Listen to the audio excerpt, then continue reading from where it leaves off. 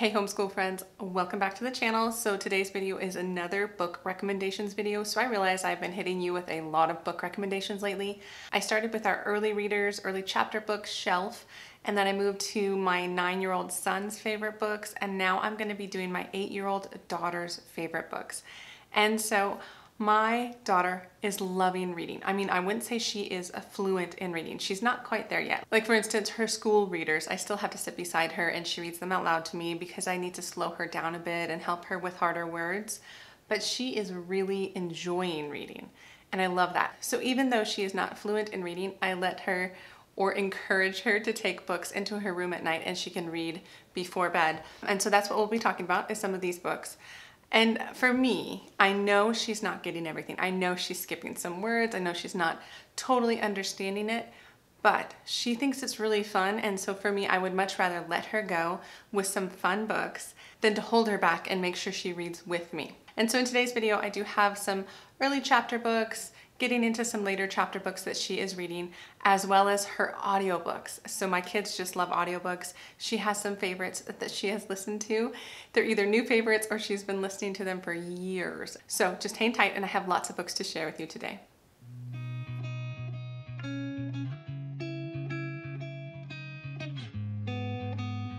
So hi, my name is Angie. Welcome to the channel, or welcome back to the channel.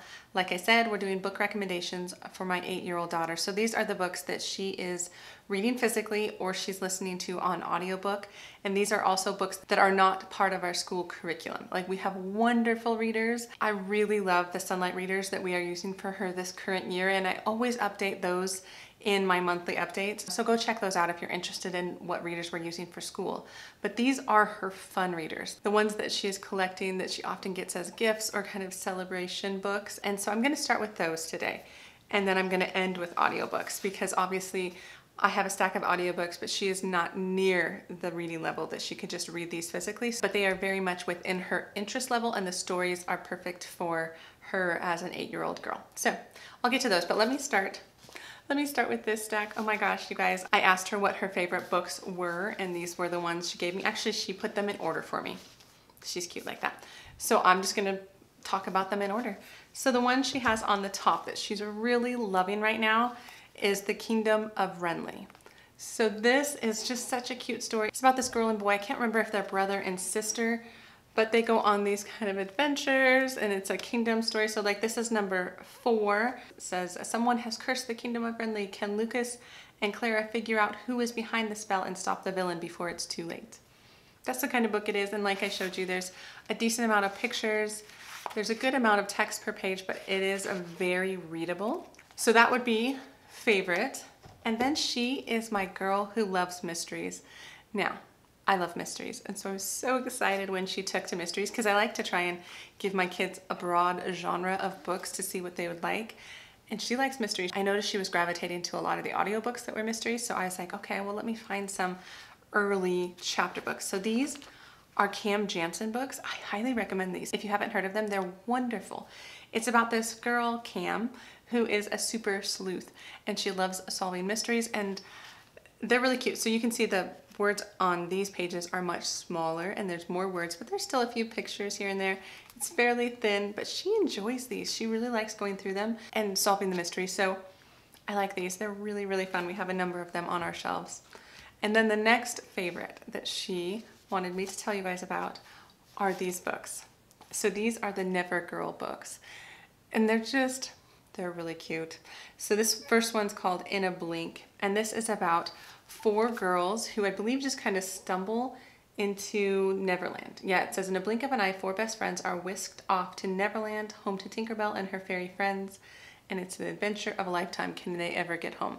So she has a number of these books, and let me show you inside these ones. And so again, there's a little bit more words per page, but there's still pictures. It's just perfect for her. She really enjoys like princess books. She enjoys adventure princess books. So you'll kind of see that. But this one she also really likes, which I wasn't sure if she would take to this little series or not, but she liked the early reader book, which we did as part of Sunlight. I think it was in our level 2 reader list, but These are not readers, these are chapter books, but it's Amelia Bedelia. You guys, they've kind of relaunched this storyline. I'm not quite sure how it works, but I think it has a lot to do with Amelia Bedelia and her friends. So it's Amelia as she's a child, if I understand it right. It looks like she hangs out with her friends. Again, similar amount of words per page, early chapter book. She really enjoys these ones as well. So that's another of her favorites. And so this next book series she really likes, but I feel like she's almost getting to the end of liking these ones as much because they are, I would feel, more kind of transitionary, a little bit like I was talking about in that other video where I was giving you good recommendations of books to transition out of readers. Anyway, these are the Princess in Black books. So she really does love these. I think they're great. I love how colorful they are. So as opposed to all the other books I've held up, these are the ones that are in color, and you can see just how few words there are.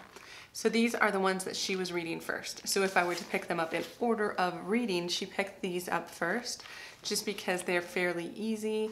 The stories are fun. It's about this princess who is in disguise and she has a pony and she rescues her kingdom. And then she comes back and is a princess again and she pretends she does not have like this secret life. It's really cute. So I've liked the Princess in Black series. And then another one I want to recommend, I don't feel like it's talked about as much, but she really likes them. It's the Mindy Kim books. So this is Mindy Kim and the Yummy Seaweed Business. And this is number one. This is number one. I don't know how many Mindy Kim books there are. Oh, I should have included this one too. She likes these. These are Frankie Sparks. Sorry, I just saw that in the back. That's another one that I would potentially put on your list as books that she likes to read. But back to Mindy Kim. So Mindy Kim, it's really cute. Again, these are a little bit more advanced. So this is more on the level of a stretch book for her. Kind of like the Never Girls book, I feel like, and the Cam Jansen books. They're a little bit more of a stretch book, a little more advanced, but she still loves them so much. This last book I'm going to show you is the first in a series, and she really likes them. But I feel like if she didn't have older brothers, we might not have this book in particular. But it's the Dragon Masters books, and they're part of the branches from Scholastic.